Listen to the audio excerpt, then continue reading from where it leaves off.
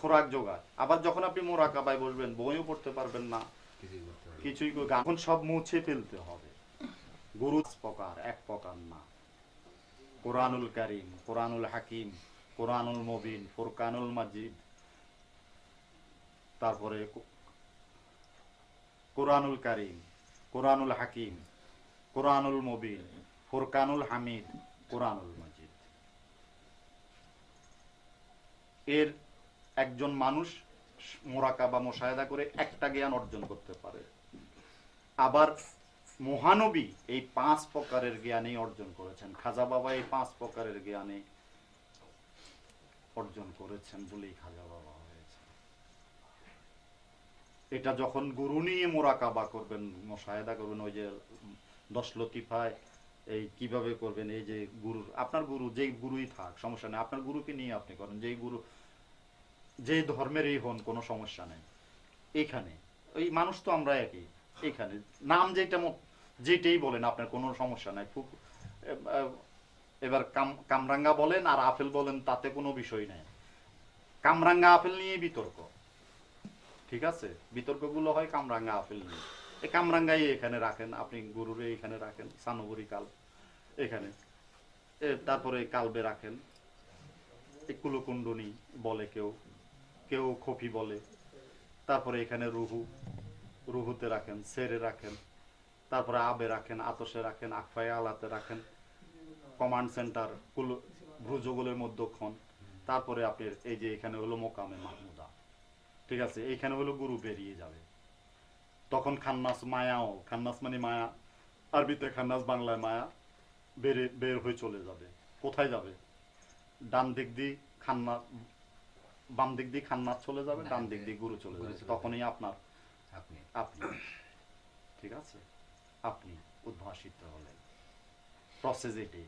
তখন কি করতে হবে? হিসাব করতে হবে। তখন কিন্তু আপনাকে করতে দেবে না, সিস্টেম আছে, সিস্টেমগুলো গুরুর কাছ থেকে শিখে নেন, শিখে নিয়ে করেন। এটা নির্জনে মোরাকাবা করতে হবে বছরের পর বছর, তখন যাই এটা কাজ হয়। কেউ কুম্ভক সাধন বলে, কেউ রেচক সাধন বলে, বলুক, যে তাতে কোনো ইয়ে নেই। সুরেশ্বরী বাবা বলছে, 2 চক্ষুর মধ্যস্থল গুরুর যথায়, খেয়ালি নজরে যদি চলিবে রাহায়, ফলিবে তাহার পরে শতকেরামত, ঊর্ধ্বপানে বেদাবেদ জানিবে আলবাত। ঊর্ধ্বপানে ভেদাভেদ জানিবে আলবাত। লালনের হারা দিন আমরা গবেষণা করব, কিন্তু লালন নিয়ে আমাদের কোনো, লালনের যা কথাগুলো আমরা উপস্থাপন করব এর জন্য, মহানবীর কথাগুলো উপস্থাপন করব এর জন্য, যেন এখন যারা গুরু আছেন তারা যে কথাগুলো মানেন সেগুলো যেন বর্তমানে মানে, যে পূর্ববর্তীরাও ওই একই কথাই বলছে, দুইটা বলে নেই। কিন্তু স্থান কাল পাত্র ভেদে ভাষার কারণে 2 রকম উপস্থাপনটা করতে হয় গুরুকে, এবং সম্মুখ গুরু লাগবে। আপনার গুরু চলে গেলে, গুরু থাকতে যা কিছু অর্জন করে নিতে পারেন, গুরু যাওয়ার পরে ফাইজ বরাকত পাবেন, সেটা ঠিক আছে, গুরুর রহমত পাবেন, কিন্তু নিজেকে উদ্ভাসিত করতে পারবেন না, নিজের রুহুকে উদ্ভাসিত করতে পারবেন না। রুহু উদ্ভাসিত হলে নিজে উদ্ভাসিত হবে। রুহু যখন উদ্ভাসিত হয় তখন নিজের গুরুর রূপে ধারণ করে প্রথম, তারপরে গুরুর রূপ থাকে না, নিজের রূপ, একটা রূপকে ইয়ে করে। ওই যে ভক্ত মুরিদ আসে কান জেনে লাও তৌহিদ বিধান, মুর্শিদ রূপে ফানা হয়ে দেখো স্বরূপ কান। মুর্শিদ রূপে ফানা হয়ে, অর্থাৎ মুর্শিদকে ভ্যানিশ করে দিতে হবে। ভ্যানিশ করলে তখন আপনি স্বরূপ জাগ্রত হবে।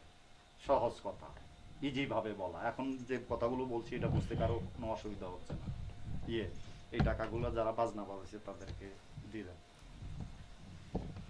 তাই যেন না জড়ান, দায়িত্ব পালন করবেন। মোরাকাবা যাবেন আগে, বউ জি মা বাপ তাদের খাবার বরণ 4 মাসের দিয়া যান। 1 মাস 1 চিল্লা করলে 1 চিল্লাটা দিতে হবে, গরুর দক্ষিণা দিয়া যাইতে হইব, তারপরে আপনি মোরাকাবা বসেন। আপনার চাকরি নাই, সমস্যা নাই, চাকরি ছেড়ে দিয়েও তো অনেকে চলে গেছে, তাতে কি আছে? তাদের কি না খেয়ে রয়েছে? কেউ না খেয়ে, হ্যাঁ, বন্ধ বন্ধ বোকা। রুহু যখন উদ্ভাসিত হবে তখন আপনি সাধু, না হলে সারা জীবন সাধু সঙ্গ করলেও আপনি সাধু হবেন না। আপনার রুহু উদ্ভাসিত করলে আপনি সাধু। রুহুটাকে জাগ্রত করা, পূর্ণ আত্মাটাকে জাগ্রত করা, জাগ্রত হলে আপনি সাধু। এরপরে আপনি যা ইচ্ছা তাই করেন, কোনো আপত্তি নেই, কারণ আপনি করতেই পারবেন না, কারণ পূর্ণ আত্মা তো আপনাকে চন্দ্রের মতন সূর্য গ্রহণের মতন আটকা লাইব, আপনি কিছুই করতে পারবেন না, আপনার মধ্যে লোভ মোহ কিছু থাকবে না, গ্রাস করে ফেলবে চন্দ্রটার মতো। ডিমের মধ্যে বীজ আছে, বাচ্চাটারে তা দিয়ে ফুটান, ঠিক আছে? আমি আমার বাবা গুরু, জীবদশায় আমরা গুরু, আমার